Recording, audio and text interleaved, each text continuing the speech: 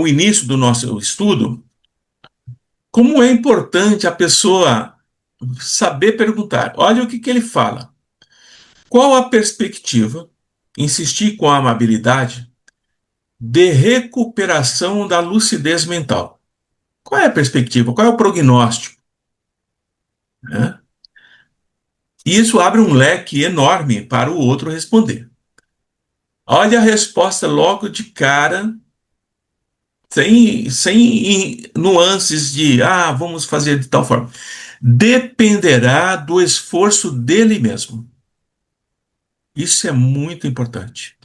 Em todos os processos de auto-obsessão, de obsessão, subjugação, fascinação, que exige o auxílio de outros, porque a pessoa sozinha não consegue, por isso que eles estão trabalhando, né? Ali assessorando esse espírito. Quando a pessoa começa a sair do processo em que ela se encontra de subjugação, fascinação, mesmo obsessão profunda, o esforço dessa pessoa é primordial. Então vamos em frente. Dependerá do esforço dele mesmo. Redarguiu gentilmente. As fixações mentais são trabalho de demorado curso, realizados por aqueles que as estimam.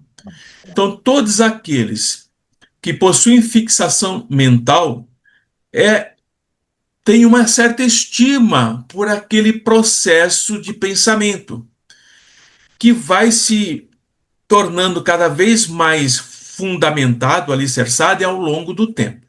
Tá? Então, a fixação mental, ela é de longo curso. Quando de qualidade inferior, mantém-se prejudicando e enlouquecendo.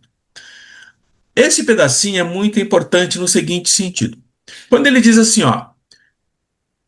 quando de qualidade inferior mantém-se prejudicando, é o que a gente vê no dia a dia. A pessoa está falando coisas que não têm sentido, a pessoa está vendo coisas, ouvindo coisas, ela tem um comportamento instável, mas ela não está louca. Tá? Mas esse processo de, uh, de prejudicar o próprio comportamento, aos poucos, começa a causar lesões neurológicas. Algumas áreas do cérebro começam a ser afetadas, porque o desequilíbrio hormonal, o desequilíbrio químico, a desestruturação das sinapses, tanto químicas quanto elétricas, começam a ter prejuízo. E aí, depois que essa lesão se instala no cérebro orgânico, se estabelece o quadro da loucura, tá? E nesse processo, esse quadro de loucura é irreversível. Você pode até afastar os espíritos, você pode aplicar os passes, há uma certa tranquilidade naquele espírito encarnado, mas o quadro de loucura é irreversível, ele se estabiliza, vamos dizer assim, mas não tem cura, tá? Reencarnação depois. Então vamos avançar, que eu já parei muito aqui.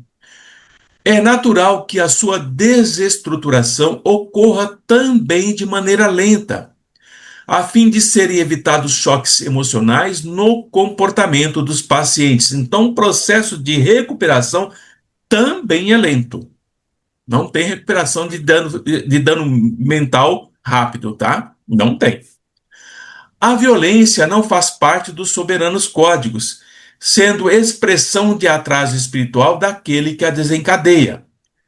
Assim mesmo, providências cuidadosas têm sido tomadas de forma a reconduzi-lo à realidade. Não há muito, a esposa veio-lhe em visita, trazida em desdobramento pelo sono natural, e ele conseguiu percebê-la, experimentando alguns momentos de lucidez e de emoção natural. Então, a aproximação de entes amados, de entes queridos, são como estímulos, são como choques emocionais que permitem ao espírito ter uma certa lucidez. Esse fenômeno foi-lhe muito positivo, e tudo indica que será repetido na medida que se apresente mais favorável o seu quadro. Outros espíritos amigos encontram-se empenhados em predispô-lo à retomada da consciência para que recomece a experiência de busca da felicidade. Percebem que um único espírito está exigindo o trabalho de quase uma dezena de outros espíritos? Um único espírito. Tem toda uma equipe em torno dele para conseguir fazer com que ele retome a consciência, só que não há tempo para isso. Tá? O nosso sanatório tem como prioridade, conforme o Miranda está esclarecido, atender os amigos da fé espírita que optaram pela perturbação, pelo engodo, pelos compromissos infelizes e que necessitam de atendimento carinhoso para o prosseguimento das tarefas interrompidas. É um sanatório especializado em espíritas, em espíritos que desencarnaram. Ele é especializado em pessoas como nós, espíritas, que optaram pela perturbação, pelo engano e por compromissos nada nobres. Por isso que os amigos espirituais nos dizem que os espíritas estão desencarnando muito mal. Muito mal. Né? Naquele momento, chegaram os passistas, olha a outra equipe, encarregados do atendimento de Gustavo. Era uma excelente oportunidade para auxiliá-lo com o nosso modesto contributo de oração e simpatia. Proferida a prece por Alberto, solicitado pelo orientador, logo após foi lida uma página de O Evangelho segundo o Espiritismo de Allan Kardec, e depois de breve comentário por um dos servidores, foram aplicados passes dispersivos no chakra coronário. Tá bem? Depois, alongando-se por todo o corpo perispiritual, prosseguindo-se com a doação de energias saudáveis. É aquilo que fazemos na Seara. Aplica os passes dispersivos por todos os chakras, por toda a extensão do corpo, e depois a doação de energias saudáveis. Não adianta, aqueles que não conhecem, já está chorando, Lilian? Eu avisei que hoje seria denso, né? Eu avisei. Você não estava a hora que eu falei, hoje, eu falei para a Célia, eu falei, você percebeu, Célia, que durante tem tempos que os nomes que chegam são muito densos, muito pesados para a nossa energia? Você já envolvida aí, né? O que acontece também lá na nossa casa espírita? No início, o paciente estertorou, o paciente se agitou. Então, vocês sabem que quando na sala mediúnica vocês vão aplicar o passe, tem pacientes que estertoram, fazem assim, né? É a limpeza dos campos energéticos e depois a doação da energia saudável, acalmando-se lentamente até ser abençoado por um sono repousante e tranquilo. Aqui temos o caso dos pacientes que saem meio tontos da sala, meio apoiando nas paredes daquele corredor pequenininho que a gente tem. Eles saem batendo de uma parede na outra porque eles estão meio aéreos, eles estão meio sonolentos, meio perturbados, não pelo trabalho do passe em si, mas porque eles se libertaram de energias que estavam muito densas. Aí eles sentam lá no salão, pedem para aumentar o ar-condicionado e assim por diante, né? Eu Então, já saí assim. oi? Eu já saí assim de E lá. sai mesmo, sai mesmo. Então vejam como as coisas estão paralelas aos nossos trabalhos diários. Estava encerrada a nossa visita. Despedimos-nos dos assistentes, e quando nos encontrávamos no corredor, indaguei ao médico berabense. São aplicados outros recursos que desconhecemos na Terra? Vocês têm outras técnicas que nós lá na Terra não sabemos? Sim, respondeu com simpatia. Então, nem tudo é ensinado para nós. Nem tudo. Todos eles de natureza energética. Houve tempo, em alguns casos muito graves, em que foram aplicados eletrochoques, e mesmo hoje, vez que outra, um tanto raramente, se fazem necessários procedimentos terapêuticos dessa natureza. Todavia, os mecanismos espirituais são muito variados para o atendimento dos enfermos mentais, incluindo regressão de memória, hipnose profunda, fixação de pensamentos libertadores através da sua repetição mental em direção ao enfermo. Eu vou explicar isso melhor, tá? E a aplicação de energias especiais encontradas em nosso campo vibratório. Então, tem energias que só se encontram no campo vibratório da espiritualidade, não está aqui no mundo material, não tem esse tipo de energia. Mas o que eu quero explicar melhor para vocês é essa parte aqui, ó. Regressão de memória, vocês sabem o que é. Hipnose profunda, alguns têm algum conhecimento ou uma vaga noção. Olha o que é importante nesse parágrafo. Fixação de pensamentos libertadores através da sua repetição mental em direção ao enfermo. Isso aqui a gente não faz. Até então. Até então. Podemos tentar, né? O que ele está dizendo? Tem uma equipe de espíritos que se sentam próximo a esse espírito que está com problemas mentais, né, enlouquecido, e esses espíritos emanam pensamentos libertadores que sempre se repetem em direção ao enfermo. Tá? Que pensamentos libertadores são esses? Projeções mentais que foram obtidas através da regressão de memória dele. Os momentos em que ele acertou, que ele estava feliz, que ele teve seus netos, teve seus filhos, momentos marcantes que foram resgatados através da regressão de memória, e alguns espíritos com a capacidade de projetar esses pensamentos em direção ao enfermo. É como se o enfermo estivesse sonhando com algo, mas que vem de fora, é uma projeção mental, é o cinema antigo. Nós nos sentávamos naquelas. Quem é da turma do cinema antigo aí? Aqueles salões enormes, né, Danilo? 400 poltronas. A gente sentava ali e tinha uma projeção atrás de nós, que era alguém projetando e a gente olhando aquilo. Então, esses amigos fazem isso. O que vocês talvez não tenham percebido, ou perceberam e não falaram, veja aqui, ó, repetição mental. É uma monoideia projetada benéfica.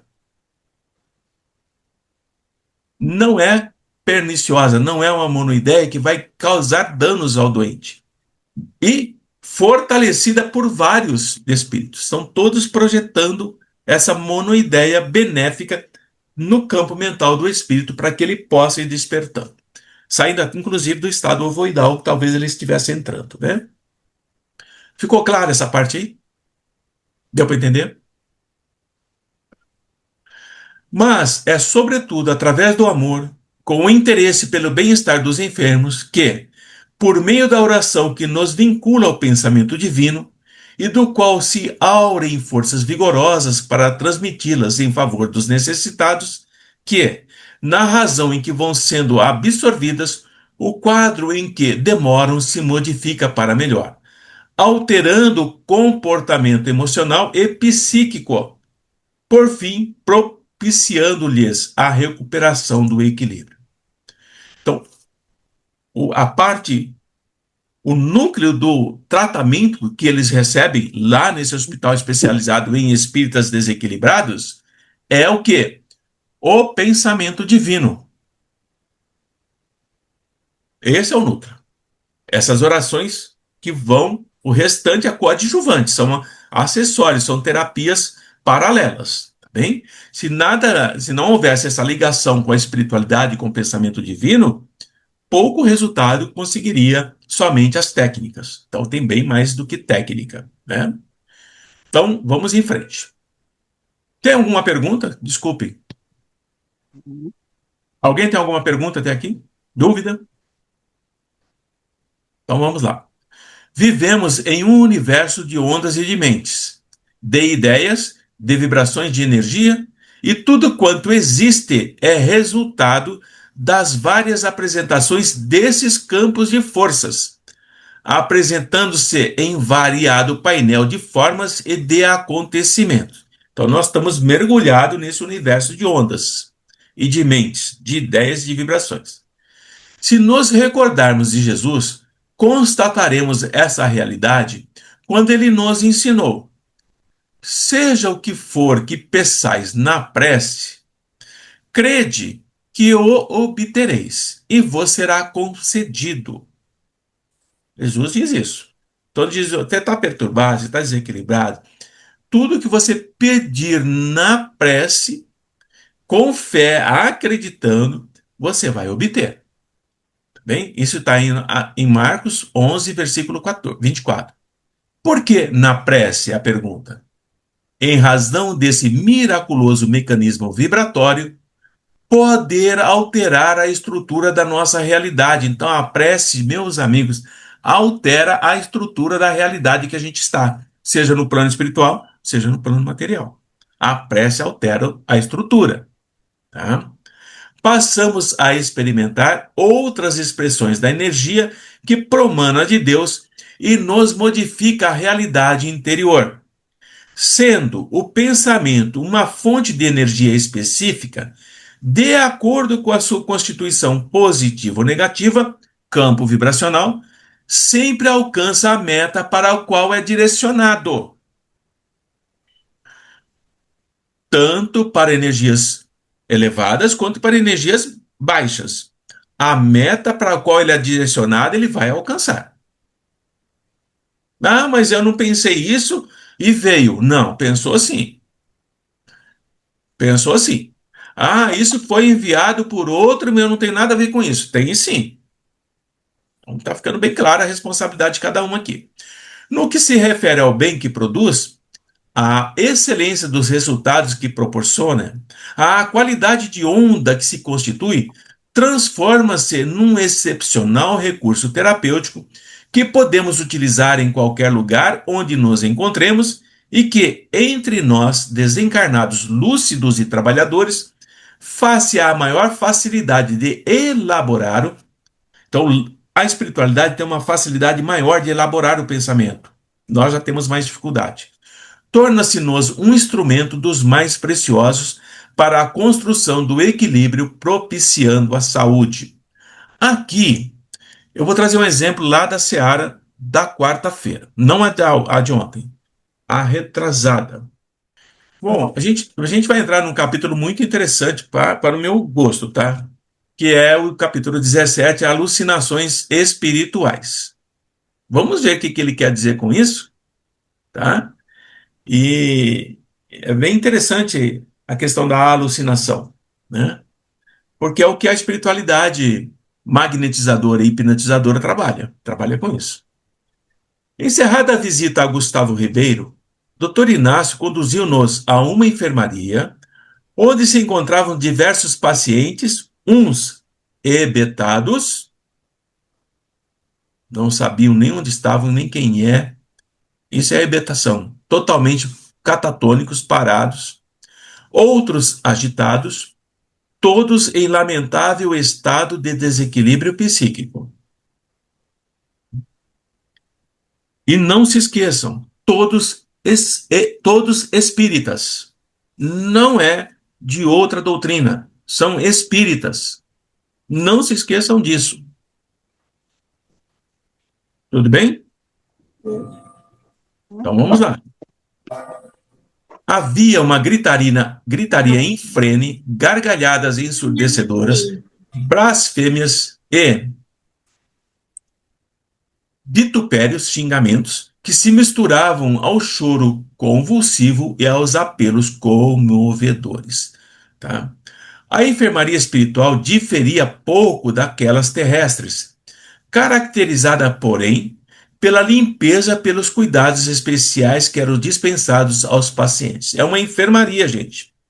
São 50 leitos de um lado, mais 50 leitos no meio, mais 50 leitos do outro lado.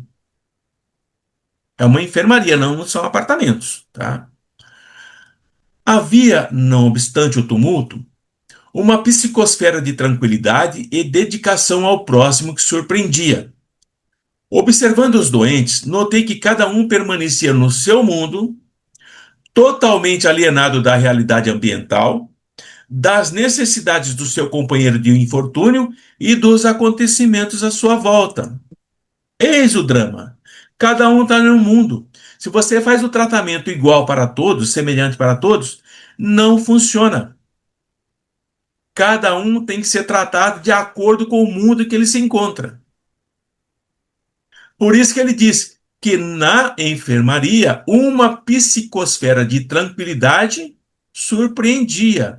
Porque nas nossas enfermarias é porrada. Essa é a palavra certa. Não está respondendo à medicação, à terapia, amarra. Camisa de força, quarto de isolamento, medicação. É aqui assim. É por isso que ele fala que difere da enfermaria nossa, do nosso mundo aqui, tá? Então vamos lá. Entenderam, né? Diferença, né? Cada um está em um mundo, cada um é um tratamento, cada um é uma abordagem, cada um é uma projeção mental. Sob o direcionamento do médico, acercamo-nos de um leito separados dos demais por um biombo coberto de tecido alvinitente limpíssimo e nos deparamos com um paciente desfigurado, estereótipo do alucinado. Quando diz esse ó, desfigurado, é o perispírito, tá? Vamos ver o que aconteceu com ele. Gritava e debatia-se com desesperação, como se desejasse libertar-se de agressores invisíveis que o agoniavam. Agucei a observação mental. O que o nosso amigo Filomeno fez aqui? Ele fez um desdobramento. Ele aumentou a consciência dele. E detectei que ele lutava contra formas hediondas que o ameaçavam e logravam atacá-lo. Quando a Vicena diz assim, Lilian, Célia, vocês atuarão na cirurgia da Luciana, Larissa, Iracema ficarão na sustentação, Antônio José, Antônio e Antônio Carlos e mais Danilo ficarão na defesa. Ele está falando em níveis de desdobramento diferentes, campos vibracionais diferentes. Os campos vibracionais da Lilian e da Célia são muito mais delicados, por isso que precisa da proteção dos outros, para poder fazer a cirurgia no perispírito. Aí vem o quê? O que ele acabou de falar. O médium em desdobramento aguça a observação mental. Ele expande, já em desdobramento, ele expande mais ainda. E aí eles vê, entre aspas, a mão dele trabalhando dentro do cérebro, mexendo com as células tumorais e assim por diante, tá? É isso que ele está dizendo aqui, tá bom? Vamos lá. O amigo gentil explicou-me. Trata-se de formas pensamento que foram elaboradas por ele mesmo durante quase toda a existência de adulto e de que não se conseguiu desembaraçar na Terra, continuando no seu campo mental após a morte física. Não tem espírito obsessor aqui, gente. É ele. Então, Eis a dificuldade. Porque se era espírito obsessor, bastava afastar. Mas é ele que elaborou forma pensamento durante toda a existência de adulto. Vamos ver o que foi? Tão vívida era a sua constituição que adquiriram existência, adquiriram vida as formas pensamento. E são nutridas agora pelo medo e pelo mecanismo da consciência culpada. Olha a dificuldade de trabalhar com esse espírito, por isso que ele está isolado. O irmão Honório é vítima também de si mesmo, porém, com alguma diferença em relação a Gustavo, como teremos ocasião de o constatar. Indagando quanto aos procedimentos que deveriam ter antecipado aquele momento, Dr. Inácio foi informado de que a sala estava preparada, faltando somente anestesiar o paciente para conduzi-lo. Fica meio estranho isso, não fica? é, É muito estranho, mas vamos entender por quê. Tem fundamento isso aqui, tá? De surpresa em surpresa, saímos da enfermaria com um pequeno grupo que conduzia o sofrido Honório, agora adormecido, mediante o recurso especial que lhe foi aplicado. Ele não fala qual recurso que é. Ele não fala. Que recurso especial é esse que foi aplicado?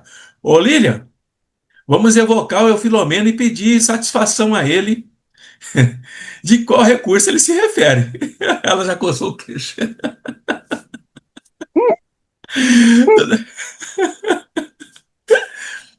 Evocamos o nosso querido irmão Filomeno com todo o respeito que lhe é digno, para que ele nos explique que recurso especial que foi esse que foi aplicado no Honório. Aí ele responde assim: não tenho permissão para dizer que recurso é esse. Acabou a história. Não tem mais o que perguntar para ele. Né? Mas vamos em frente. No lado oposto de um recinto suavemente iluminado, Posso onde já levantar se. uma questão? Oi, pode. O livro foi escrito quando? Ah, 40 e pouco. Então, já deve estar liberado o recurso. Não, acho que ainda não, viu? Se tivesse, ele já teria falado. Mas Tá, mas podemos questionar. Podemos questionar. Ai, ai. Então vamos lá. No lado oposto de um recinto suavemente iluminado, onde já se encontravam, olha a equipe, hein? Eurípides, Dona Maria Modesto e as duas médiuns já nossas conhecidas, quatro. Pairava no ar, dúlcida vibração de paz, em razão de o recinto estar invadido por ondas sucessivas de bem-estar, com quase imperceptível melodia ambiental que convidava à reflexão e à prece. Olha o equilíbrio do ambiente que eles estavam, hein? Após instalar o enfermo na cama que o aguardava, depois de breves considerações, o venerável Eurípides orou: Jesus, excelso terapeuta, os enfermos espirituais, que somos quase todos nós, reunimos-nos mais uma vez no hospital de amor que nos confiaste para rogar-te diretriz de segurança para a reconquista da saúde eterna. Apesar de conhecedores que somos dos sublimes recursos do amor, ainda não conseguimos aplicá-los com a eficiência desejável, razão pela qual apelamos à tua sabedoria, para que nos inspire a sua aplicação na dosagem correta de medicamento libertador. Isso que é confiança em Jesus, hein? Eurípides fazendo isso, hein? Anelando por servir, perdemos-nos não poucas vezes no labirinto dos interesses mesquinhos e pessoais, verdade? Deixando a empresa da fraternidade em plano secundário. Às vezes a gente no socorro, a gente está pensando mais em nós do que naquele que está sendo socorrido. Ajuda-nos a manter a força moral indispensável para nos não desviarmos do objetivo central da evolução, que é o bem fazer. Neste momento, vem ter conosco na Praia da Compaixão para auxiliar-nos a recuperar o náufrago da viagem terrestre, cujo barco orgânico se esfacelou nos recifes das paixões. Um dia a gente vai fazer uma prece bonita como essa, viu? Meu Deus do céu. Eu fico até com inveja, viu? Fico com inveja mesmo. Não é? Colocamos-nos em tuas hábeis mãos e aguardamos que nos guies mediante a inspiração de que necessitamos. Vem, pois, médico das almas, socorrer-nos, suplicamos-te. Ao silenciar, graças à unção com que pronunciara cada palavra, a vibração superior mantinha-se na sala, gerando emoção de paz e de confiança ilimitada. Sentados em um semicírculo fronteiro ao leito de Honório, percebemos que Dona Maria Modesto entrava em transe profundo. Olha o médium entrando em ação. À medida que se lhe alteravam as formas do rosto, suave ectoplasma era exteriorizado pelas duas damas, envolvendo a médium, sustentação mediúnica, hein? Auxiliando-lhe a transfiguração. O semblante empalideceu expressivamente, a respiração fez-se-lhe opressiva, difícil. Um moto, né, na verdade, um moto estranho, sulcou-lhe a face, desenhando uma figura estranha. Pode entrar. Quase uma máscara de sarcasmo, semelhando-se às oleogravuras representativas de Satanás, que entre estertores começou a brazonar. O que a médium fez? Captou o nosso irmão ali anestesiado, cercado por trabalhadores. Ela fez uma captação no plano espiritual. E eis que ele vai se manifestar como? E aqui os médiuns têm medo de deixar falar o espírito. Não pode ter medo, gente, tem que deixar falar. Olha o que ele fala. Eu sou o senhor dos vândalos e perversos. Sou a chibata que estimula e que pune. Sou o Mefistófeles, de que se utilizou Goethe para o seu Fausto, né? Inferno. Atendo aos chamados, inspiro e passo a comandar aqueles que se me afeiçoam e passam a dever minha alma. Logo, se me faz oportuno, arrebato para os meus domínios. Qual é o problema que aqui se delineia? Está perguntando. O que vocês precisam? Exigindo a minha presença, venho espontaneamente, bem se vê, a fim de inteirar-me do que se deseja. Olha, o espírito, hein? Aí entra Eurípides. Reconhecemos, respondeu com brandura Eurípides, todas as prerrogativas do amigo que nos visita. Eurípides disse, olha, eu reconheço que você é tudo isso. Não entrou em debate com ele. O que nos constitui um grande prazer e uma honra especial, recebendo-o com carinho e muita fraternidade. Não entrou na briga com ele. Não entrou na briga. E ele continua. Deixe-se de verborréias desnecessárias, o que esperam de mim? Eurípides volta. Inicialmente, trata-se um encontro de amizade, respondeu o mentor. Quase terminando, tá?